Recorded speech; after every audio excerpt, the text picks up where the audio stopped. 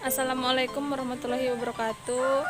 Perkenalkan, kami dari kelompok 10 akan membahas materi tentang keterampilan berpikir tingkat tinggi.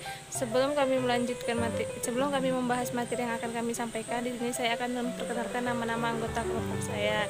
Yang pertama ada Erisa Nur Utami, yang kedua Manis Utari, yang ketiga Nurdiana, dan yang terakhir saya sendiri Febriani. A. Pengertian keterampilan tingkat tinggi. Dalam bahasa umum, keterampilan berpikir tingkat tinggi dikenal sebagai higher order thinking skill. Keterampilan berpikir tingkat tinggi atau bigger order thinking skill adalah proses berpikir kompleks dalam menguraikan materi, membuat kesimpulan, membangun representasi, menganalisis, dan membangun hubungan dengan melibatkan aktivitas mental yang paling dasar. Menurut Bloom, keterampilan dibagi menjadi dua bagian. Yang pertama, keterampilan berpikir tingkat rendah, yaitu yang A. mengingat, B. memahami, C. menerapkan. 2. Keterampilan berpikir tingkat tinggi, A. menganalisis, B. mengevaluasi, C. mencipta. Tujuan keterampilan berpikir tingkat tinggi. Yang pertama, mengarahkan kepada suatu pelatihan ide pada saat proses menganalisis, mengevaluasi, sampai kepada tahap memberikan penilaian terhadap ide atau fakta yang ditemukan. Bahkan dengan harapan mampu menciptakan sesuatu dari suatu karya yang telah diobservasi.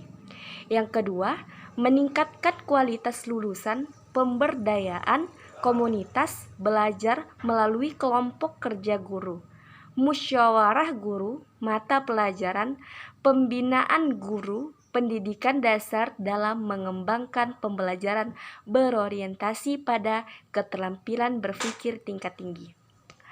Aspek-aspek keterampilan berpikir tingkat tinggi. Yang pertama, keterampilan berpikir tingkat tinggi sebagai transfer of knowledge. Yang kedua, keterampilan berpikir tingkat tinggi sebagai critical dan creative thinking. Yang ketiga, keterampilan berpikir tingkat tinggi sebagai problem solving. Ciri-ciri keterampilan berpikir tingkat tinggi. Yang pertama itu ada menelaah ide dan informasi secara kritis. Yang kedua, memproses dan menerapkan informasi.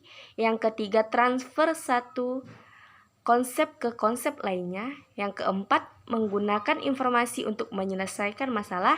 Yang kelima, mencari kaitan dan berbagai informasi yang berbeda-beda. Penerapan keterampilan berpikir tingkat tinggi. 1. Membuat mind map atau peta konsep. Yang kedua, mengajukan pertanyaan. Yang ketiga, menyusun catatan harian. Yang keempat, pembelajaran berbasis teknologi informasi.